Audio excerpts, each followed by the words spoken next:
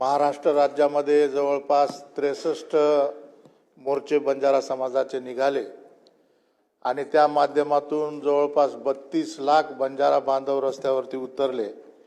त्यांची मागणी आणि त्या मागणीच्या संदर्भात सर्वप्रथम उल्लेख या ठिकाणी करणं आवश्यक। सभापती महोदय, बंजारा समाज भारताच्या प्रत्येक राज्यात जवळपास आहे। विशेषतः तेलंगणा, आंध्र प्रदेश, बिहार, झारखंड आणि ओरिसा सारख्या राज्यांमध्ये आदिवासी संवर्गामध्ये हा समाज मोडतो। परंतु हैदराबाद स्टेटचाच निजाम सरकारचा भाग असलेला मराठवाडा आणि विदर्भ एकाच संवर्गाचे प्रमाणपत्र पूर्वी मिळत असलेल्या भागातील लोकांना आज आदिवासी संवर्गाचे प्रमाणपत्र मिळत नाही, तर विमुक्त जातीचा आरक्षण त्यांना लावलेलं आहे। सभापती महोदय, बंजारा समाजाची मागणी आहे की हैदराबाद गॅझेटियरच्या नुसार त्याच्या अनुषंगाने ज्यांची नोंद हैदराबाद गॅझेटियरमध्ये एसटी म्हणून आहे अशा बंजारा समाजाला आदिवासी संवर्गात समाविष्ट करून त्या जातीचे प्रमाणपत्र आणि वैधता प्रमाणपत्र द्यावेत। याकरिता महोदय, आज जे आदिवासी संवर्गात लोक येतात तर त्या लोकांच्या आरक्षणावर गदा न आणता किंवा त्यांच्या आरक्षणात घुसखोरी न करता, अतिक्रमण न करता त्यांचं आरक्षण त्यांना सुरक्षित ठेवून बंजारा समाजाला एसटी ब म्हणून सर्वोच्च न्यायालयाच्या निर्देशानुसार अबकड करण्याचा जे निर्णय सर्वोच्च न्यायालयाने दिला, तर त्यानुसार एसटी बंजारा म्हणून आदिवासी संवर्गामध्ये समाविष्ट करावं, जेणेकरून आज जे लोक आदिवासी संवर्गात आहे ते नाराज होणार नाही। दुसरी विनंती सरकारला माझी अशी आहे की आम्हाला आहे ते फक्त 3% एवढंच आरक्षण एसटी ब म्हणून तिकडे द्या। इथे आहे तेच तिथे द्या, म्हणजे तुमची गोळाबेरीज चुकणार नाही, राज्य सरकारवर तिथे दबाव येणार नाही की एक 50% फ्रेम तुटत आहे किंवा काही आणखी काही नवीन प्रॉब्लेम क्रिएट होत आहे। अत्यंत शिस्तबद्ध पद्धतीने महाराष्ट्राच्या अनेक जिल्ह्यांमध्ये आणि अनेक तालुक्यांमध्ये लाखोच्या संख्येने बंजारा रस्त्यावरती उतरले। त्यात वृद्ध असतील, महिला असतील, मुलं असतील, तरुण असतील, तरुणी असतील, शेतकरी असतील, मोठ्या संख्येने त्या ठिकाणी त्या लोकांनी त्या ठिकाणी आपली शक्ती दाखवलेली। सरकारला मी हे निदर्शनास आणू इच्छितो की मोलमजुरी करून ऊसतोडीचं काम करून जगणारा हा समाज जेव्हा मोर्चासाठी बाहेर येतो तेव्हा दिवसाला त्याचे 500 रुपये बुडतात आणि स्वतःची मजुरी बुडवून पोटाला चिमटा घेत हा न्याय आणि हक्क मागण्यासाठी बंजारा समाज रस्त्यावरती उतरला। पंतप्रधानांनी डॉक्टर रामराव महाराज यांना लेखी आश्वासन दिलं की जसं सरकार येईल तसं ताबडतोब आम्ही एसटीचं आरक्षण देऊ। मुख्यमंत्र्यांनी पोहरादेवीला जाऊन आश्वासन दिलं की पुढच्या वेळेस आम्ही एसटीचं आरक्षण देऊ।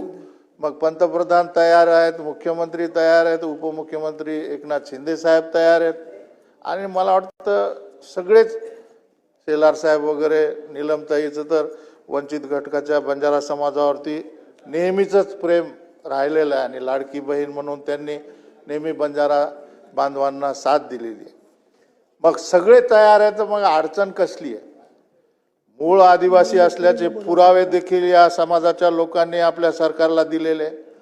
गेल्या 4 तारखेला मुख्यमंत्री महोदयांनी बैठक घेऊन घोषणा केली की या संदर्भातला आयोग नेमण्यात येईल। मग कशामध्ये उशीर होतोय? आणि बंजारा समाजाच्या 5 तरुणांनी राज्यभरामध्ये आत्महत्या केली हे आरक्षण मिळण्यासाठी। आणखी किती अंत बंजारा समाजाचा सरकार बघणार आहे? सभापती महोदय, बंजारा समाजाचं इतिहास आणि वैभव खूप मोठा आहे। सर्व राष्ट्रीय महामार्ग लमान मार्ग म्हणून प्रसिद्ध आहेत, ते बंजारा समाजाने बनवलेले आहेत। त्या रस्त्यांवर पिण्याच्या पाण्याची सोय, त्या रस्त्याच्या अवतीभोवती तळ्याची सोय आणि चाऱ्याची सोय वेळोवेळी त्या ठिकाणी बंजारा समाजाने इतिहासामध्ये नोंद आहे।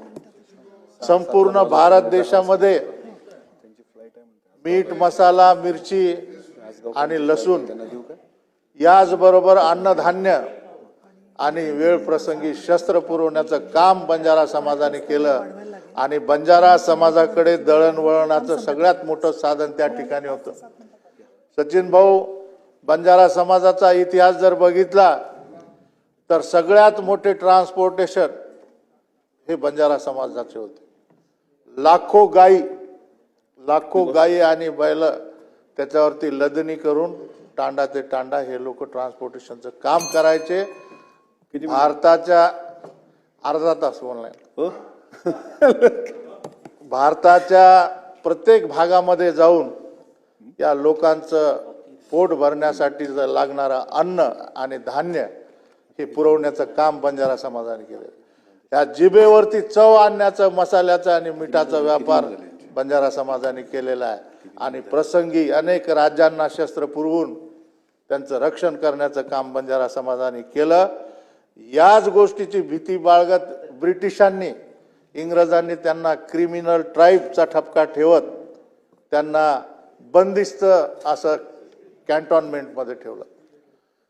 सरकारला माझी विनंती आहे की ब्रिटिशाकडे नोंद आहे ट्राईब म्हणून, जमाती म्हणून, हैदराबाद गॅझेटमध्ये नोंद आहे जमाती म्हणून, अनेक ठिकाणच्या सरकारकडे नोंद आहे जमाती म्हणून, मग आता विमुक्त जातीमध्ये बंजारा समाजाला न ठेवता विमुक्त जाती अ मधून एसटी ब मध्ये आरक्षण द्यावं अशी विनंती करायला मी या ठिकाणी उभा आहे।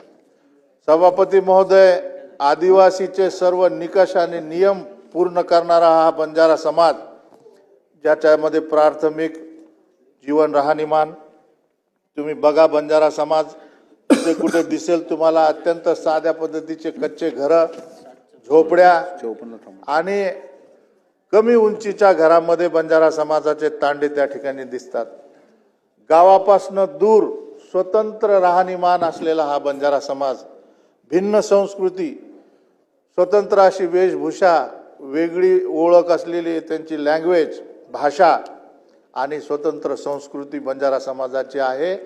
वेगवेगळ्या राज्यामध्ये वेगवेगळ्या संवर्गात जरी बंजारा समाज असला तरी त्यांची बोली भाषा एक, त्यांची संस्कृती एक, त्यांचं खानपान एक, भौगोलिक वेगळेपण सुद्धा बंजारा समाजाचं त्या ठिकाणी दिसतं।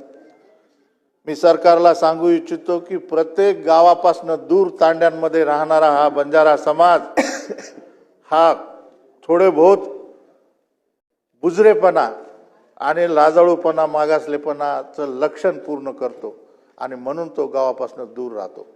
गावामध्ये जाणं, गावामध्ये जाऊन बोलणं, बाजारपेठेत बोलणं हे याचं टाळतात लोक आणि म्हणूनच आजही दऱ्याखोऱ्यांमध्ये, डोंगरामध्ये आणि गावापासून दूर हा समाज त्या ठिकाणी दिसतो आणि स्वातंत्र्याच्या 75 वर्षानंतर देखील अजूनही बंजारा समाज पिण्याच्या पाण्यासाठी, घरासाठी, पक्के घरासाठी, विद्युतीकरणासाठी वाट बघत आहे।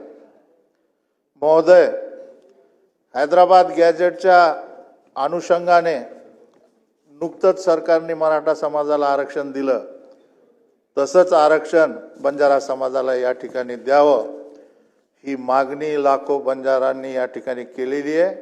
अनेक आंदोलनं झाले, अनेक उपोषणं झाले आणि आमचे 5 तरुण या ठिकाणी आत्महत्या करून मृत्यू। राजेश भाई 10 मिनिट झालेत तुमचे, सर्वांना जायचं सभापती महोदय, साहेबाची फ्लाइट, मी पुढचं नाव पुकारतोय आता, झाले ना तुमचे 10 मिनिट? नाही, मी 15 मिनिटं मागून घेतले। नाही असं नाही, मला जे सभापतीने निर्देश दिले तसंच मी पुढचं नाव पुकारतो। तुम्ही 1 मिनिटात आटोपता का?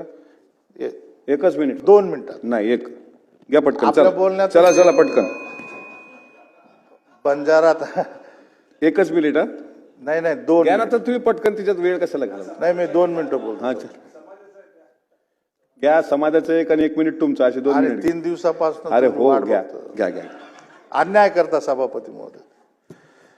सभापती महोदय, राज्य सरकारने खूप चांगली एक योजना या ठिकाणी आणली की बंजारा समाजाच्या तांड्यांना स्वतंत्र ग्रामपंचायत करणे आणि स्वतंत्र महसुली गाव करणे. सभापती महोदय, त्याबद्दल मी सरकारचं, मुख्यमंत्र्याचं, माजी मुख्यमंत्र्याचं अभिनंदन करतो. परंतु सरकारी यंत्रणा, मंत्री महोदय एवढी याला नकारात्मक पद्धतीने हे करते. जिल्हाधिकारी, जिल्हा परिषदेचे CO, तहसीलदार, गट विकास अधिकारी, ग्रामसेवक आणि सरपंच गेल्या वर्षभरामध्ये जालना जिल्ह्यात मंठा तालुक्यात जेवढे प्रस्ताव स्वतंत्र ग्रामपंचायतीचे दिलेत, स्वतंत्र महसुली गावाचे दिले, ते सगळे पडून आहेत. 700 पेक्षा जास्त लोकसंख्या, 1000 पेक्षा जास्त लोकसंख्या, 5000 पेक्षा जास्त लोकसंख्या असताना देखील हे आज पूर्ण होत नाही. सरकारला मला विनंती करायची आहे की आपण सक्तीची मोहीम सर्व जिल्हाधिकारी आणि मुख्य कार्यकारी अधिकाऱ्यांना त्या ठिकाणी द्यावी. सभापती महोदय, स्वतंत्र ग्रामपंचायत झाल्यास खऱ्या अर्थाचं स्वातंत्र्य बंजारा समाजाला त्या ठिकाणी मिळणार आहे. सभापती महोदय, मराठवाड्यावर आता मी वाढून दिलेत. सभापती मी पुढचं नाव पुकारतो. सन्मान्य सदस्य चित्रताई वाघ. संपत आहे सभापती महोदय. तुम्ही प्रॉमिस केलं होतं मला. संपवत आहे. नाही, आता मी नाव पुकारलं. नाही एक काँग्रेस आणि आता संपवत आहे साहेब. सभापती महोदय, मराठवाडा सिंचन, रस्ते, दळणवळण, शिक्षण, आरोग्य, उद्योग, रोजगार आणि पाणी पुरवठा. राजेश भाई, तुम्ही एक सिनियर सदस्य आहात सभागृहाचे, तुम्ही वेळेचं भान ठेवावं.